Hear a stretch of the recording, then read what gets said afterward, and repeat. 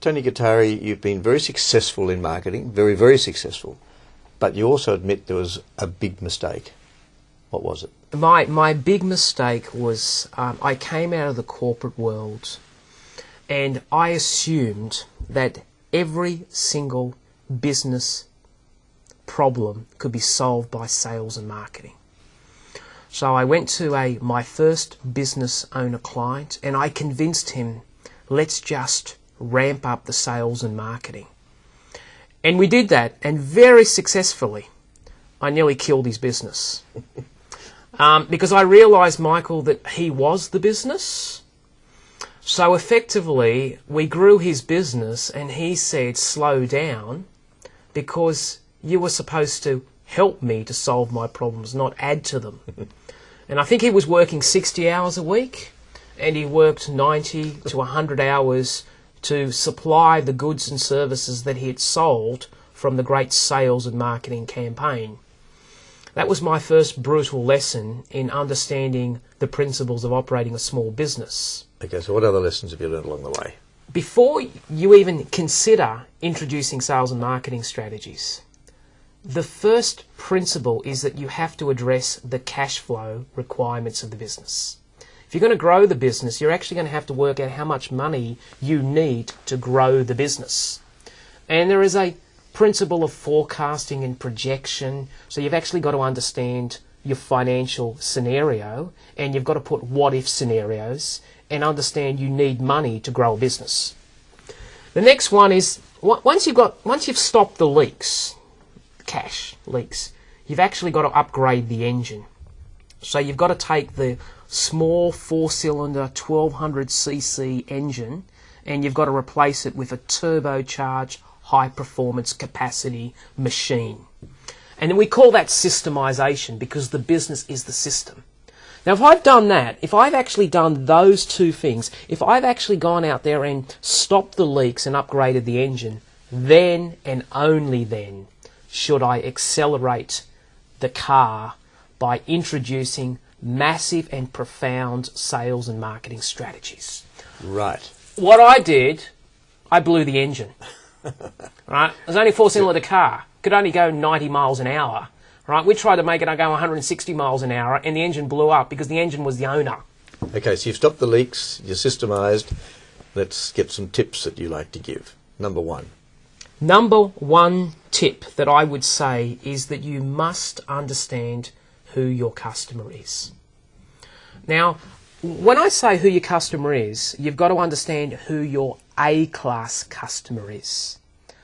Not the customer that you don't want, but if you could describe your perfect customer, describe them. So your A-class customer, because your business is about generating more A-class customers, not every single customer. So you've done that, and then you say, have a go. Yeah. I think one of the keys to my success is I never had it right, but you just give it a go anyway. The enemy is procrastination. People are seeking perfection in an imperfect world.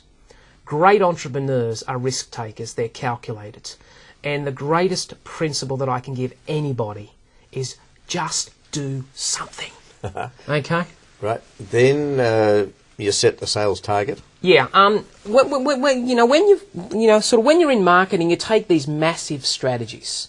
You introduce these strategies, but you've got to actually know what you want to achieve. Because what you're actually going to do is you're going to test and measure what you're getting to see if it's working or not.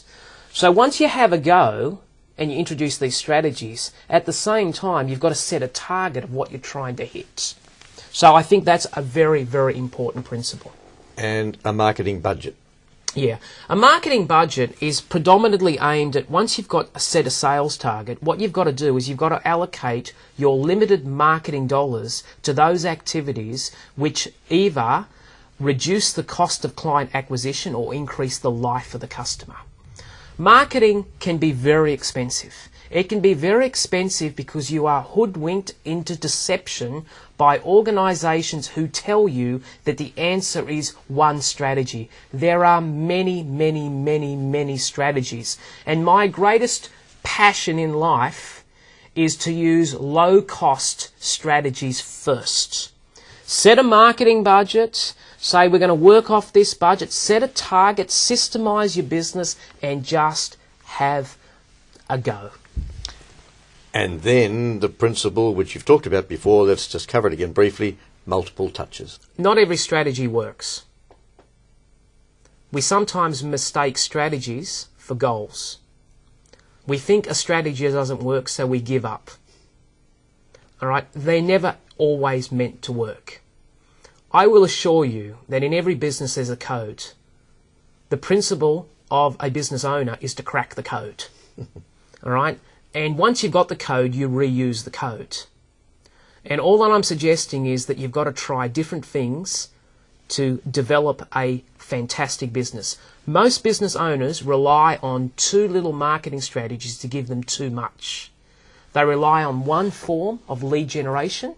If that lead generation strategy ever doesn't work, they go into a tailspin where their cash flow declines dramatically. They get anxious, they don't sleep well. So what the key is, get yourself into a position where you've got so many different ways of generating leads, so many different ways of improving conversion rate, so many different ways of increasing average dollar frequency of sales. If one strategy doesn't work, it doesn't matter. It's the principle of multiple touches. I don't know where they're going to come from, but they are going to come.